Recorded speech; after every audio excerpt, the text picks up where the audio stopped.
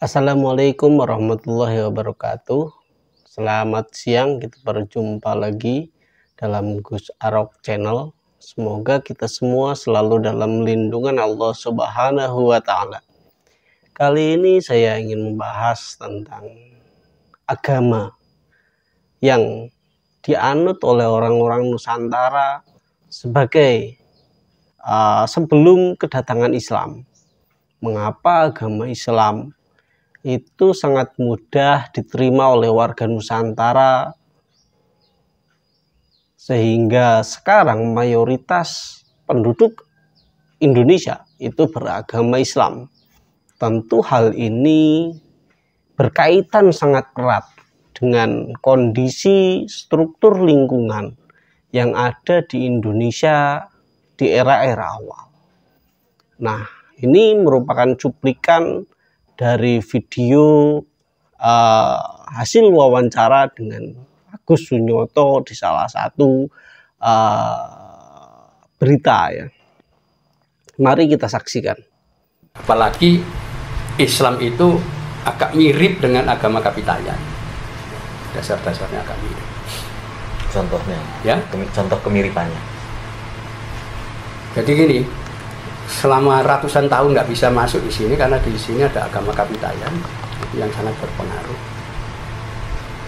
Pemujaan terhadap unsur tertinggi yang disebut Taya. Taya itu kosong, suwung, awang ungu.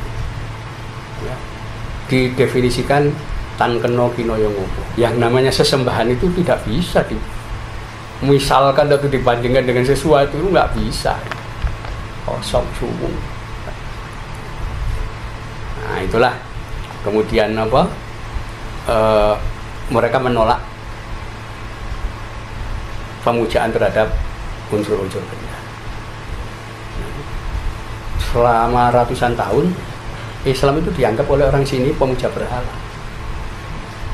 Jadi ini golongan pemuja berhala ini Islam. Kenapa? Loh, kalau mereka sembahyang itu sujud pada batu itu dianggap pemujaan berhala gitu. Orang dulu. Nanti baru zaman Wali Songo yang bisa menjelaskan. Itu yang dinamakan kiblat papat limo pancer gitu. Penjelasan tentang Ka'bah itu. Jadi orang tidak nyembah batunya itu. Tapi limo pancer menyembah pancernya itu. Apa? Tengah-tengah Ka'bah. Apa? Ruang kosong. Sumbung. Itu baru orang bisa paham itu. Itu hal-hal yang memudahkan Islam, Islam bisa diterima bahwa oh iya sama tan kena kinoyo ngopo Islam juga laisa kami selihi saya pun itu oh iya gini. Nah kebetulan juga orang-orang Kapitayan itu mengenal apa yang namanya sembahyang, menyembah yang. Nah itu kok kebetulan gerakannya mirip sholat gitu. Jadi ada 4 gerakan. Pertama tulajek, kedua tungkul, ketiga tondem, keempat tulumpuh. Itu 4 gerakan orang sembahyang. Yang pertama tulajek, ya, itu basa Kawi artinya berdiri tegak, ya, dengan sikap swadikep. Swa itu aku, keakuan, dikep itu mendekat. Nah di situ, jadi dia berdiri kemudian memegang keakuan. Keakuan itu ada di dalam mana? Di dalam hati. Karena itu agak miring ke kiri. Kenapa? Karena mereka meyakini mana itu ada di kiri. Jadi berdiri begini, menghadap ke suwung. Kalau tidak di depan gua, kalau tempat ibadahnya itu disebut sanggar. Sanggar itu bangunan segi 4, atapnya tumpang 3. Bagian tengah itu lubang kosong. Ya. Yang sanggar itu oleh Wali Songo diambil alih jadi langgar gitu. Ada ruang kosongnya di situ. Ini dari mana? Nyontoh Masjidil Haram. Enggak ada itu. Enggak ada. Kosong. Gitu. Nah, dia menghadap ke arah ruang kosong itu. Swadikep. Itu yang kedua ya. Yang pertama tulajek itu tulajek berdiri dengan posisi swadikep. Nah, gerakan kedua namanya tungkul. Jadi dia memandang tanah sambil bertumpu pada dengkul. Rukuk, gerakan itu rukuk persis. Ya, itu. Setelah itu gerakan ketiga, tondem, sujud, seperti bayi dalam perut ibunya. Baru gerakan keempat namanya tulungkup, duduk di atas kedua tulang. Duduk iftiros itu namanya sembahyang.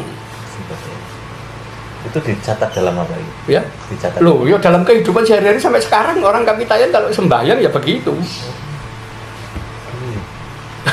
Baru tahu. Itu contoh. Berarti sebelum Islam datang pun itu Sudah. sudah hampir Sudah. Iya. tinggal kurang klik dikit gitu Iya. ya. Karena itu sampai ada kasta ke-6 itu Meleca, semua orang asing itu adalah golongan Meleca Filalan. Karena mereka menempatkan posisi rendah. Semua bangsa di sekitar Nusantara itu pemuja berhala semua. Orang Vietnam punya berhalanya sendiri. Nanti orang Kamboja, itu orang Siam, orang Burma, orang Cina semua. Karena itu mereka jadi kasta rendah.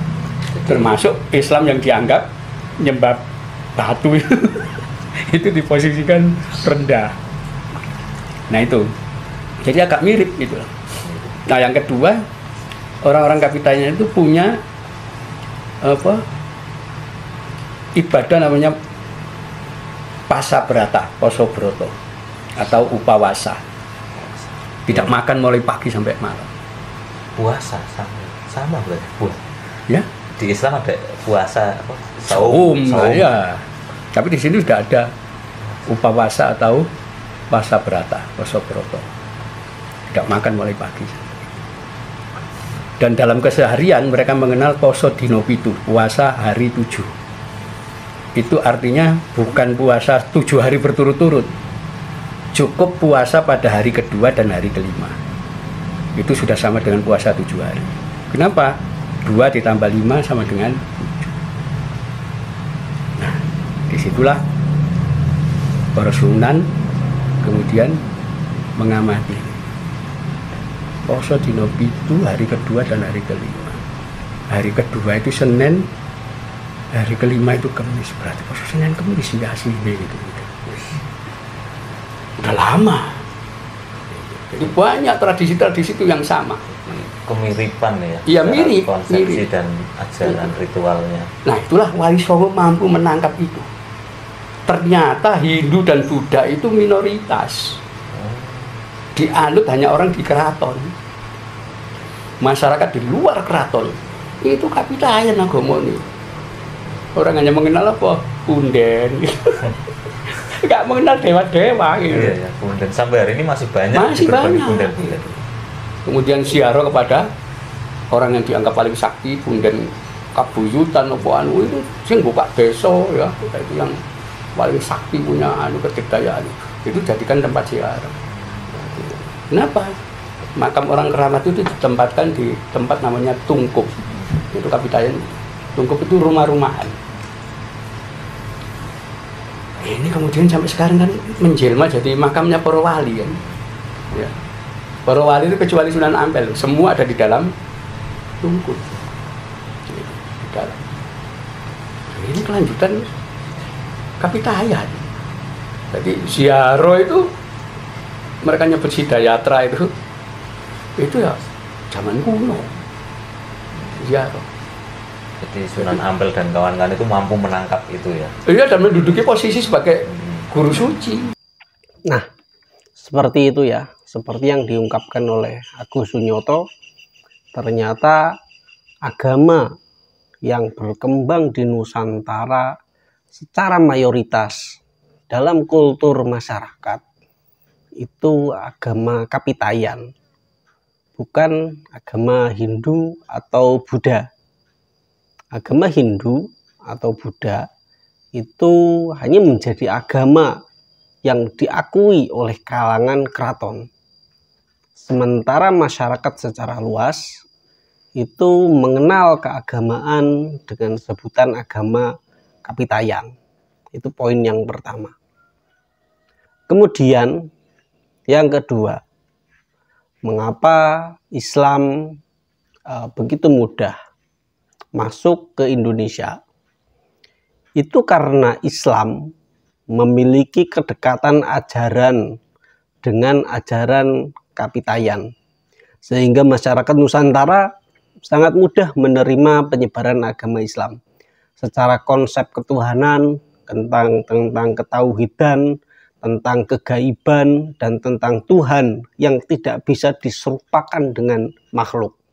Itu hampir sama. Kemudian sifat-sifatnya pun hampir sama. Kemudian yang ketiga, praktek peribadahan di dalam Islam itu juga memiliki banyak kesamaan. Di antaranya adalah praktek sholat di dalam Islam. Ternyata praktek peribadahan sholat sangat mirip dengan praktek peribadahan agama Kapitayan yang disebut dengan sembahyang. Ini secara gerakan hampir mirip.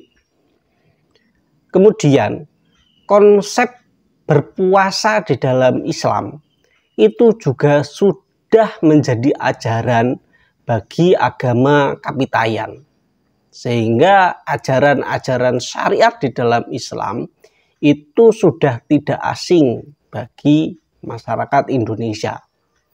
Oleh karena itu, dari beberapa dokumen tentang agama Islam dan agama Kapitayan yang berkembang di Nusantara, sangat mafhum jika penyebaran agama Islam di Indonesia itu berjalan dengan baik dan tidak ada penolakan dari masyarakat, sehingga terkenal penyebaran di Indonesia, penyebaran agama Islam di Indonesia itu dilakukan dengan cara yang baik, tanpa peperangan, tanpa invasi militer, karena memang secara ajaran dan kultur masyarakat itu sudah hampir mirip ya, hampir mirip dan juga boleh dikatakan hampir sama. Nah, mungkin demikian analisis ataupun kajian sejarah tentang agama Kapitayan yang dimiliki oleh Nusantara, sehingga agama Kapitayan ini sangat mudah menerima agama Islam. Dari saya cukup sekian. Wallahul muwaffiq ila aqwamit thoriq. Wassalamualaikum warahmatullahi wabarakatuh.